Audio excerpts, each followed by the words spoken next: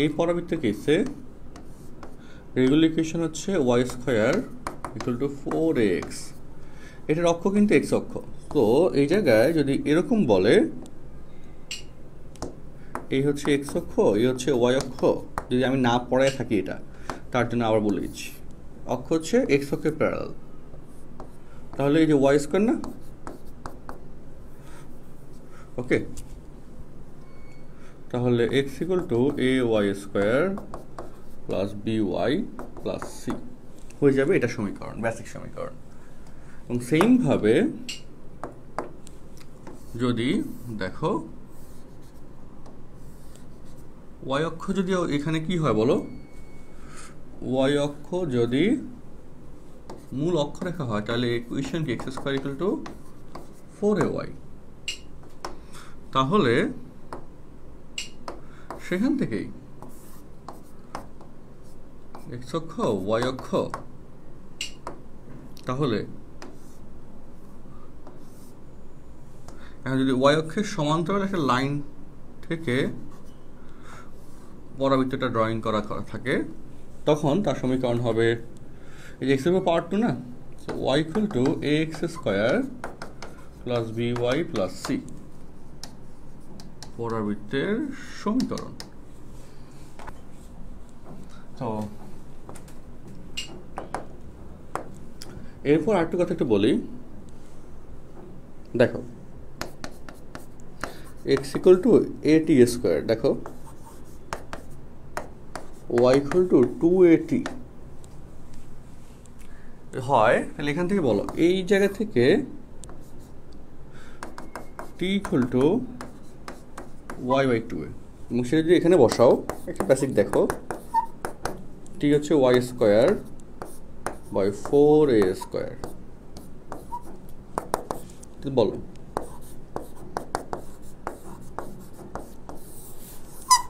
Y equal to 4x পাচ্ছি না, and সেক্ষেত্রে এক্স এর কেস ওয়াই কেস কি দেখছো, সুতরাং দেখো 4x এর পরামিতিক সমীকরণ, পরামিতিক, এটা খুব ইম্পর্টেন্ট, লাগবে আর একটু পরে লাগবে।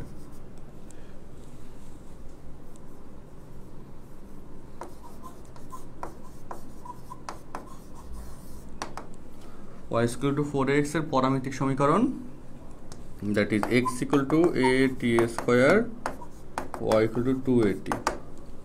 আর আরেকটা কথা এখানে বলা যাবে, সেটা হচ্ছে y square equal to 4x এই পরাবৃত্তের উপরস্থ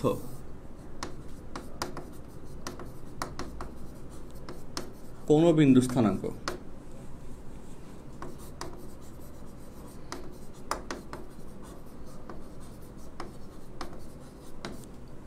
যেটাকে আগে x এবং y লিখছি সেটাকে আমরা at স্কয়ার 2at লিখতে পারবো।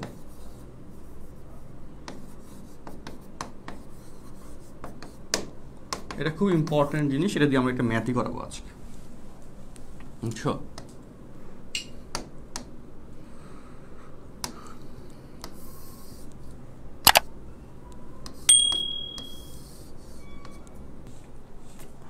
তো এখন এই যে অঙ্কটা আমরা সলভ করতে যাচ্ছি, হ্যাঁ, ওয়াই অক্ষের সমান্তরাল এবং সমান্তরাল অক্ষ বিশিষ্ট এবং এত বিন্দুগামী পরাবৃত্তের সমীকরণ নির্ণয় করো এবং এর শীর্ষবিন্দু স্থানাঙ্ক নির্ণয় করো। তো এটার ক্ষেত্রে সলভের কেসে চলো ধরি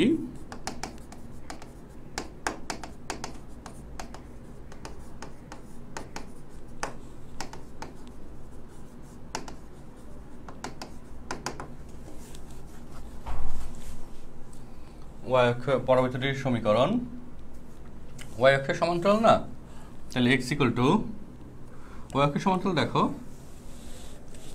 এই যে ওয়াই অক্ষের সমান্তরাল, তাহলে y equal to x square plus bx plus c, ঠিক আছে? এটা কনফার্ম।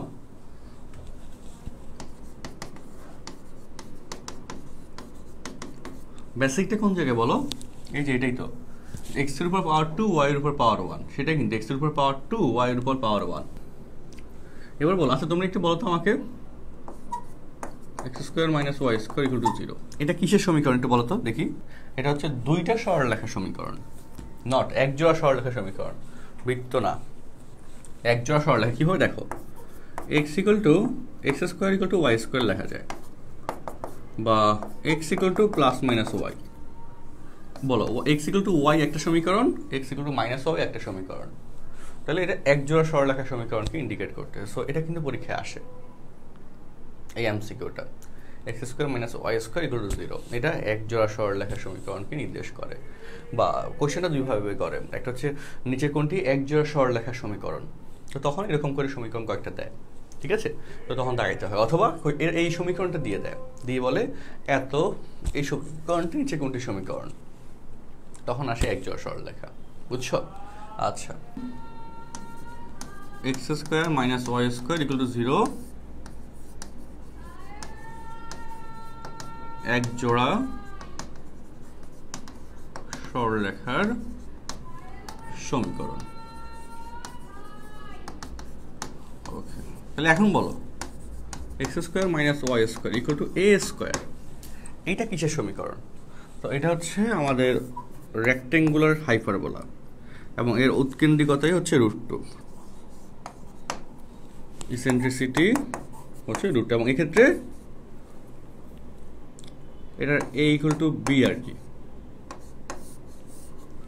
খণ্ডিত অংশের কেসটাতে। হ্যাঁ, x square by a square, মানে অর্থাৎ অক্ষ দুটো হতে সমান পরিমাণ অংশ যদি ছেদ করে, মানে কি বলে, যদি বৃহৎ অক্ষ, এটাকে তো অনুবন্ধী অক্ষ আর আরক্ষ বলো দ্বিবৃত্তের ক্ষেত্রে। সো অনুবন্ধী অক্ষ এবং আরক্ষের দৈর্ঘ্য যদি সমান হয়ে যায়, তখন সেই হাইপারবোলাকে বলা হয় রেক্টেঙ্গুলার হাইপারবোলা, ওকে, বা আয়তাকার হাইপারবোলা, আয়তাকার অধিবৃত্ত। এবং এই জায়গায় আমাদের উৎকেন্দ্রিকতা চলে আসে √2, সমীকরণ হচ্ছে এটা। তো এই ইনফরমেশনটাও, এটা অ্যাকচুয়ালি দুটো ইনফরমেশন ঢাকা বিশ্ববিদ্যালয়ের বেসিক হিসেবে আমরা পড়াই, ঢাকা বিশ্ববিদ্যালয়ের পাঠের জন্য লাগে। সো এখন দেখো, এটাকে 1 নম্বর সমীকরণ, 1 নম্বর সমীকরণ 3 বিন্দুগামী। বিন্দু দিয়ে আমাদের কি আসবে বলতো, ওয়াই এর মান 0, এক্স এর মান 3 কোশ্চেনে, তাই না? সিদ্ধ হবে, যেহেতু এত বিন্দুগামী বলছে, সো এই 3টা বিন্দু দ্বারা এটাকে সিদ্ধ করতে হবে। আর এই 3টা বিন্দু দ্বারা সিদ্ধ করার পর ক্যালকুলেশন করলে আমাদের এখানে পার্ট চলে আসবে, ঠিক আছে? সো ওয়াই এর মান যদি আমি 0 বসাই, 9a plus 3b plus c, ঠিক আছে? আবার 1 নম্বরের কেসে -30 বসাই,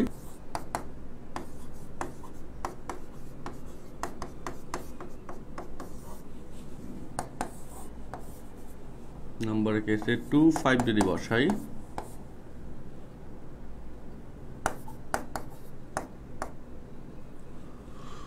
বসালে x মান 2 বসলে 2b, এই 2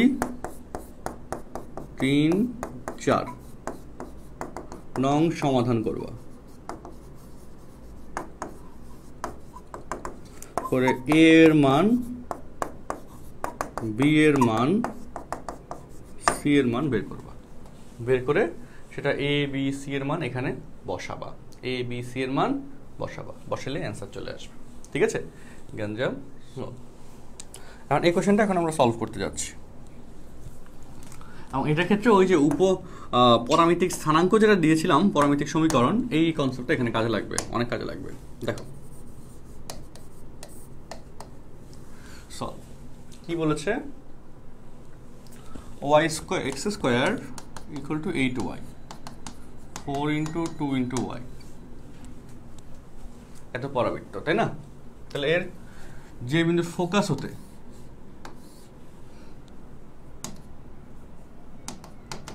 উপকেন্দ্র ফোকাস A0, তাই না? 2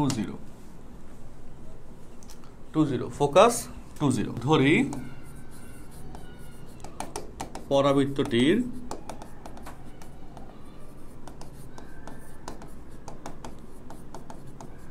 উপরস্থ যে কোনো বিন্দুর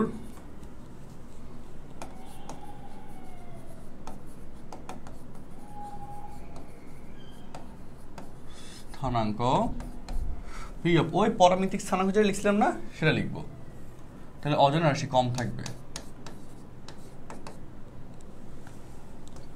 দেখো এই যে এটি স্কোয়ার 2at, এই যে এখান থেকে x ইকুয়াল টু এটি স্কোয়ার 2at, এই যে এখান থেকে ক্যালকুলেশন করলে y equal to 4ax format আসে, তাই না? y equal to 4ax format আসে এবং এখানে a, হ্যাঁ এই a, সে a কিন্তু এখানে আসছে। তো তাহলে এখন বলো, এখন তুমি বলো এখানে a এর মান কত? 2, তাই না? তো at স্কোয়ার এর মান হচ্ছে 2at 40, এই হচ্ছে বেসিক। এটা তোমরা আবার বুঝতে না বলে আমি আবার হচ্ছে তোমাদেরকে আগের পার্টটা দেখালাম, লজিকটা কোন জায়গা থেকে আসছে। তাহলে প্রশ্ন মতে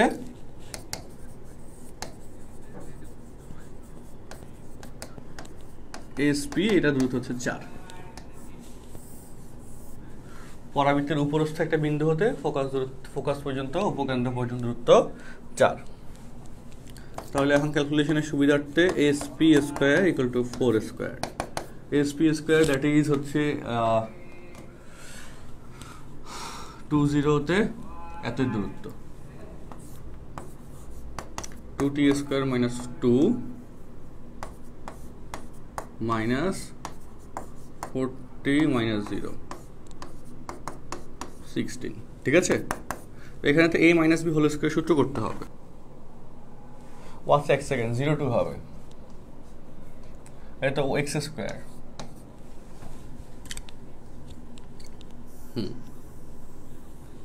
ওকে ভুল করতেছি কেন আজকে, ঘুম ঘুম চোখে ক্লাস নিচ্ছি আসলে। দেখো তো তাহলে এখানে 2t square minus 0 whole square 40 minus 2 whole square, ঠিক আছে? ওকে, এবার আমরা এটাকে সমাধান করি। এখানে 4 স্কোয়ার তো করে দিতে হবে, 40 টু দি পাওয়ার 4, তাই না? Plus a minus b whole square, a minus b whole square. আচ্ছা এখানে আমি আরেকটা ছোট ভুল করছি, দেখো y square equal two 4ax, সেটার জন্যে উপরস্থ বিন্দু স্থানাঙ্ক হচ্ছে এত, এখানে লিখি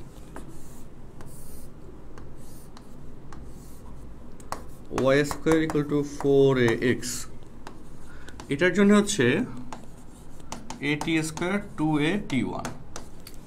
আর যদি এই জিনিসটাই উল্টে যায়,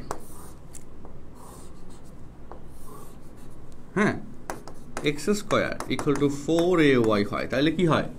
এই জায়গাগুলোর মধ্যে উল্টে যাবে, তাহলে তার উপরস্থ একটা বিন্দু স্থানাঙ্ক হবে 2at1, 4at square,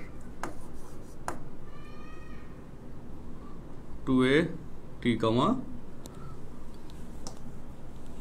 at square, ঠিক আছে? তখন কোঅর্ডিনেট উল্টে যাবে, তাহলে অর্থাৎ এটা উল্টে যাবে 40 আর হচ্ছে এখানে যাবে 2at স্কোয়ার, এখানে যাবে।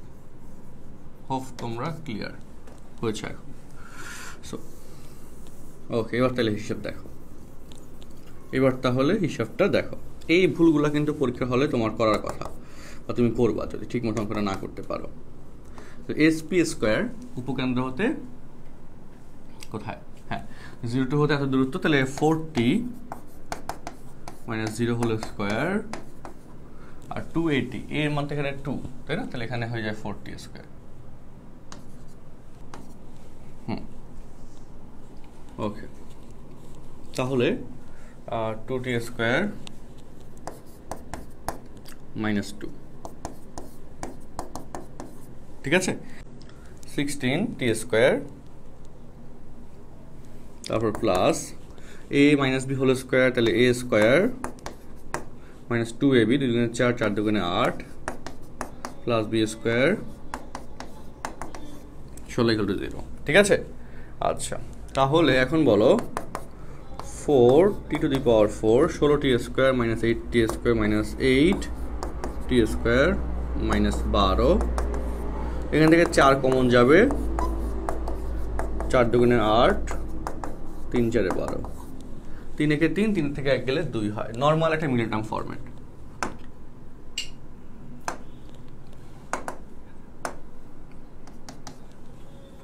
t to the power 4, 3t square plus T square minus 3। ঠিক আছে, টি স্কোয়ার কমন গেলে টি স্কোয়ার মাইনাস 3 প্লাস 1 কমন গেলে টি স্কোয়ার মাইনাস 3। দেখো টি স্কোয়ার মাইনাস 3 হোল কমন, টি স্কোয়ার প্লাস 1 আনকমন, 0 অথবা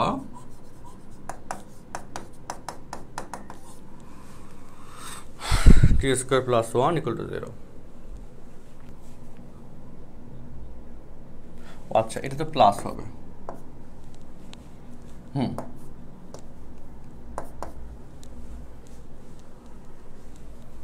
ওকে, এটা মাইনাস।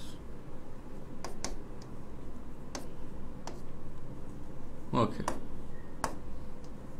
তো তাহলে এবার দেখো টি স্কোয়ার টু মাইনাস 3 গ্রহণযোগ্য না, কারণ কোনো বাস্তব সংখ্যার বর্গের সমষ্টি যদি নেগেটিভ হয় তাহলে এটা গ্রহণযোগ্য হবে না।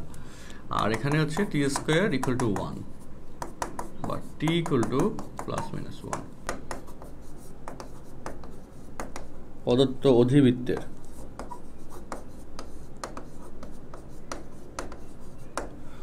অধিবৃত্তের উপর অবস্থিত নির্ণেয় বিন্দু দুইটির বা বিন্দু দ্বয়ের স্থানাঙ্ক প্লাস 1 বসাইলে 44,2 আর মাইনাস 1 বসাইলে -4,2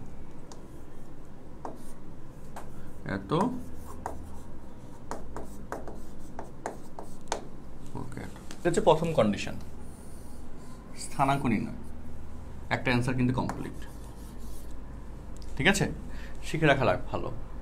এবার কথা হচ্ছে এই বিন্দুদ্বয়ের সংযোগ রেখাকে ব্যাস ধরে অঙ্কিত বৃত্তের সমীকরণ, সেটা তুমি পারবা। দেখো আমি ছোট করে লিখে দিই পরের অংশ। সুতরাং 4,2 এবং -4,2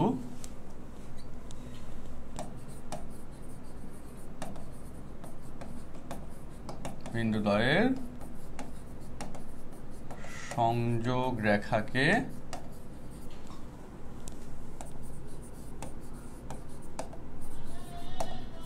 ব্যাস ধরে অঙ্কিত বৃত্তের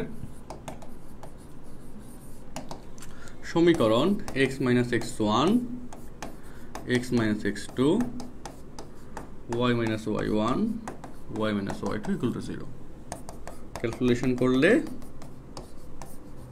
এটার অ্যান্সার চলে আসবে। ঠিক আছে, ক্যালকুলেশন করলে এটার অ্যান্সার চলে আসবে।